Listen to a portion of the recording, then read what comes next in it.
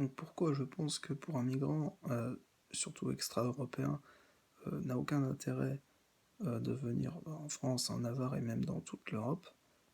Bon, c'est principalement, bon, pour les questions de mœurs. Ce ne sont pas du tout les mêmes mœurs. Alors à moins d'être radicalement opposé, et encore, à aux mœurs de ton pays, tu ne peux pas adhérer à la France, ou à la Navarre ou à l'Europe, parce que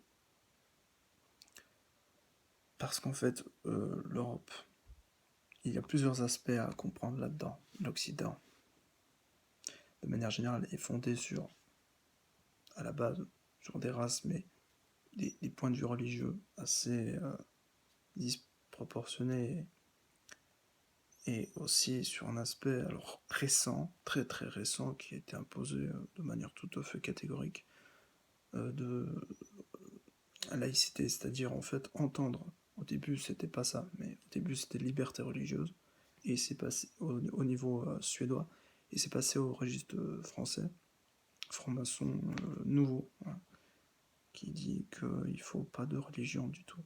Enfin, officiellement, bien sûr, des religions monothéistes et tout ça. Après, quand t'es adorateur de Lucifer, là, ça passe. Mais c'est pas bon, évidemment. Mais voilà, tu vas corrompre tes mœurs, etc. Tu vas faire exactement ce que font les Occidentaux. Donc au final, tu vas perdre. Si tu as des valeurs, en fait, tu risques de les perdre. Des valeurs morales, bien sûr. Bon, même des valeurs physiques, mais enfin. Mais si tu veux te compromettre à le faire, bah, si vraiment c'est le cas, hein, sache que tu risques gros. Tu risques pas seulement de perdre euh, une autorité qui peut être effectivement très douloureuse à supporter, effectivement une tyrannie, hein, une dictature, mais tu vas atterrir dans une oligarchie. C'est-à-dire, on est passé de la monarchie à l'oligarchie, donc c'est pas mieux, c'est le même système, mais en version triumvirate, à la romaine. Donc en gros, on est passé de Louis XIV à Napoléon. Non, de Louis XIV à Napoléon, et puis de Napoléon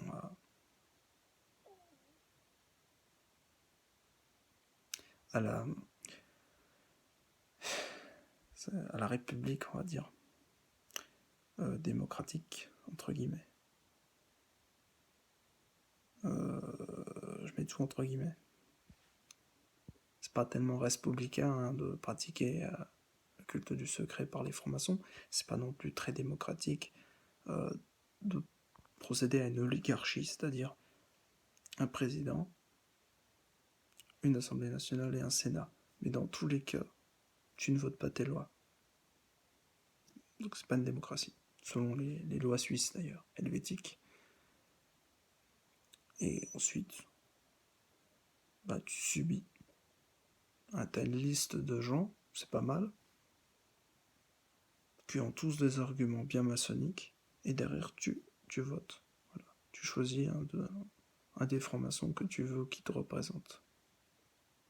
Non, ne t'attends pas à la Lune, hein. Parce que la Lune, on te la vend, mais elle est déjà vendue au Qatar. Donc, ne t'inquiète pas, tout suit son procédé normal. Si tu votes pas, on peut peut-être te mettre une amende. Mais bon, on n'est pas comme la Belgique, hein, et on supprime pas non plus les droits aux juifs d'exister. Donc voilà. Ben oui, parce que la Belgique, c'est ce qu'elle a fait. Donc, voilà. Après, tu seras compromis, tu viens en Europe, tu es au courant. Alors si, bon, ton but c'était juste de faire la thune, bon, c'est un peu con parce que tu passes d'un registre où t'es pas forcément protégé, mais t'es pauvre, mais t'as des valeurs, à un registre dans lequel tes valeurs sont inversées. Ça donne une sorte de choses intenables quand tu as des convictions très fermes. Mais quand, par contre, tu n'as pas de conviction, tu ne fais que remplir en fait un pays et en faisant exactement ce qui a toujours été fait. Donc au final, tu suis une tradition. On va dire c'est très bien ce genre de tradition. Seulement, j'aimerais savoir qu'est-ce qui fédère cette tradition, qu'est-ce qui fait qu'elle est toujours là, alors qu'on se rend compte, pour pas mal d'entre nous, qu'elle ne nous sert pas, elle ne sert pas nos intérêts. Alors j'aimerais savoir si derrière, il n'y aurait pas comme une sorte de système qui maintienne ça en place. Parce que pour que ça reste, il faut quand même qu'il y ait... C'est comme les sables mouvants. Pour que ça reste, il faut qu'il y ait de la marée, il faut qu'il y ait des phénomènes de... Oui, sinon, tu t'enfonces pas, sinon il n'y a rien en fait, il n'y a pas de sable mouvant. Ils sont pas humides. Donc voilà. Bon, je me dis, il y a quand même un système. Il y a quelque chose qui fait qu'à chaque fois ça revient et que même si tout le monde changeait d'avis, il y a toujours un phénomène presque magique qui fait que ça tourne en rond. Moi j'aime pas ça parce que ça tourne en rond, tu sais, un disque rayé, tout ça, c'est pas très intéressant. Puis c'est pas très démocratique en fait quand tu remarques vraiment, puisqu'on t'informe pas réellement.